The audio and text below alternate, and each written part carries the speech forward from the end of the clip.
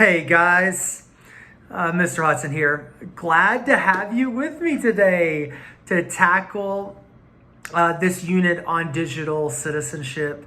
I'm really excited about bringing this to you guys because this is so important given today's world, the momentum that educational technology is having in the classroom, the impact that it's having. And so you guys are 11th graders, and this as part of your digital literacy. Actually, if you've seen the flyer on campus that I've posted around, let's see, I'm looking at here, digital citizenship.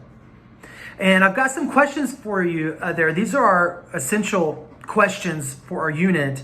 Like, what does it mean to be a digital citizen?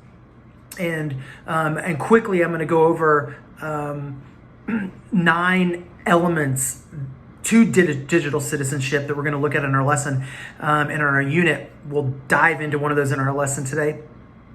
But then also, how do we critically evaluate the credibility of online resources like Wikipedia and ChatGPT? Because we talked about ChatGPT a little bit. It's an amazing tool. And Wikipedia is also an amazing tool that's taken a lot of heat and been out of favor with a lot of teachers for a lot of years for reasons that aren't founded in the data. And so we're going to talk about that a little bit. But how do we, as a digital citizen, approach forms of digital literacy? And so that's one of our learning targets and our essential question. And then lastly, how do we become informationally literate when accessing digital knowledge? So we're going to practice in this unit specifically, or in this lesson specifically, we're going to practice tools for verifying or for seeing if the knowledge that we're getting from ChatGPT and Wikipedia are credible. So becoming digitally literate in a technologically driven world. Here it is. We are at this moment. And so it's looking good. So you will have access to your lesson plan on our Google Classroom. And I'm just going to run through quickly some of the parts, but give you an overview first of the 9 elements of digital literacy and where this unit is going, and then talk about the particulars of what it means to become digitally literate and the practices that go along with that. So the 9 elements I've posted a link to the 9 elements in your Google Classroom, so you'll see that there and in your lesson plan. And it takes us to a website on digital citizenship and talking about the 9 elements. And really quickly,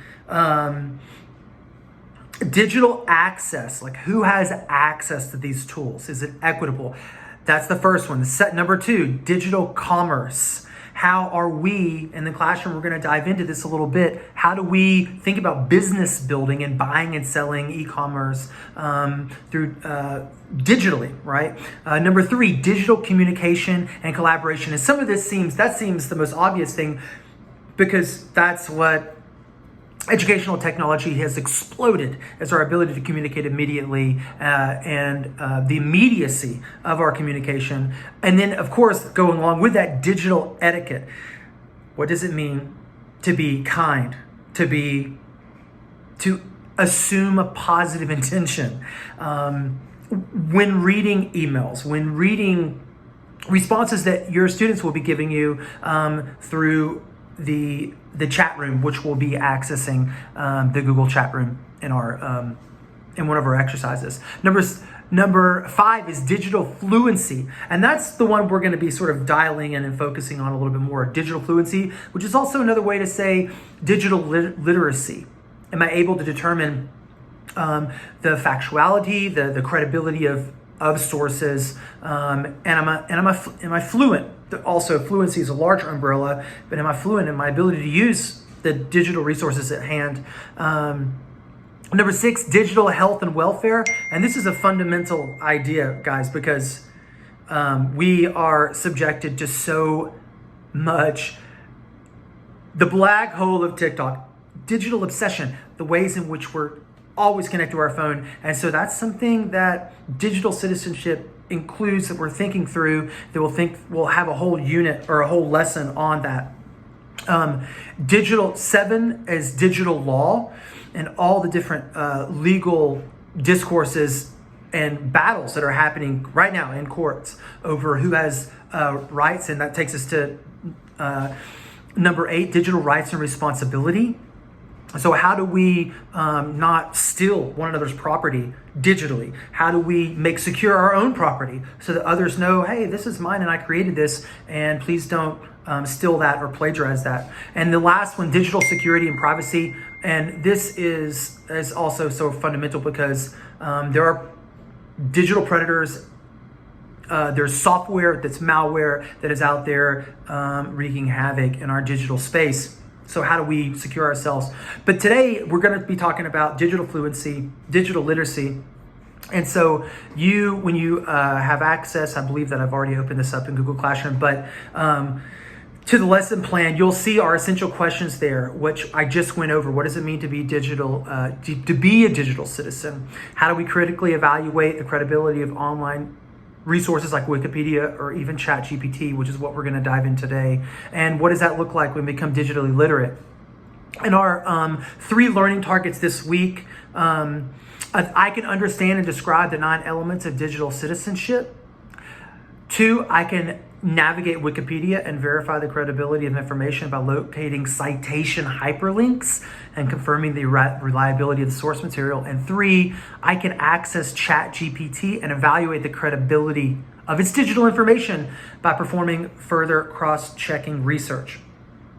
And I'll give a little anecdote to that. I was doing my own research in my master's degree thesis and was using ChatGPT as a research assistant. And it was incredibly helpful.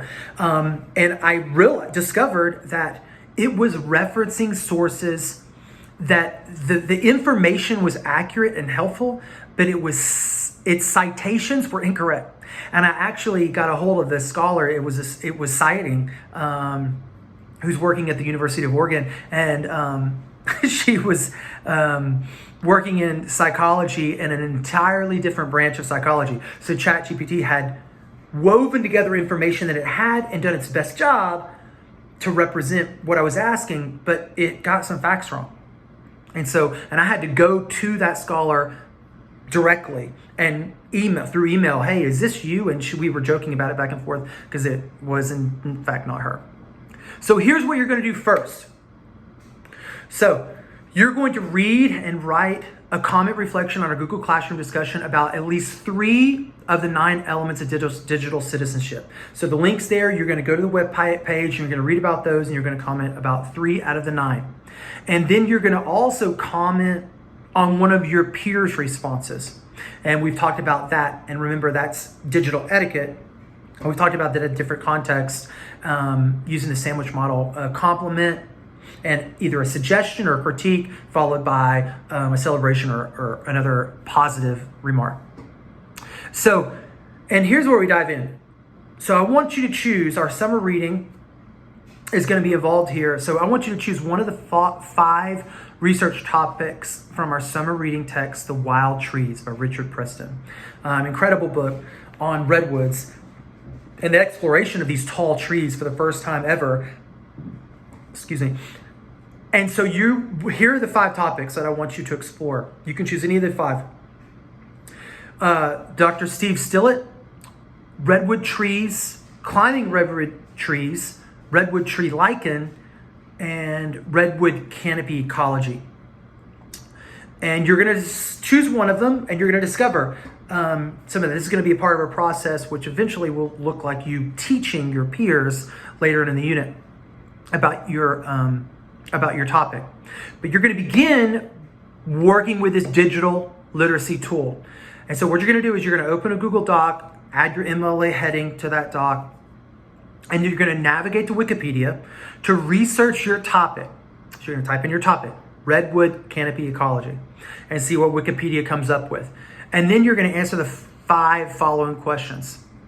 1, what is the URL of your Wikipedia page? I just want you to copy paste the URL. 2, how many sources did your Wikipedia page use as references?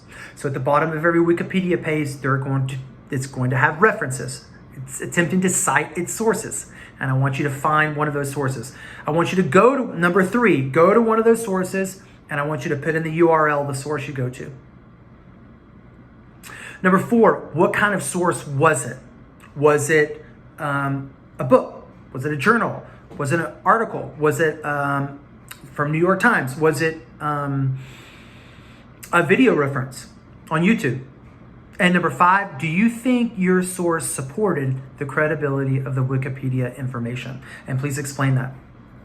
And so I want you to do that task working with Wikipedia. And then when we come back as a whole classroom, we'll review some of your responses and discuss whether you felt confident about the source that you were given in Wikipedia and whether the citation gave that credibility. And the second thing you're going to do is you're going to navigate to ChatGPT. You have to have an account for ChatGPT, so you can sign up for a free account if you don't already have one.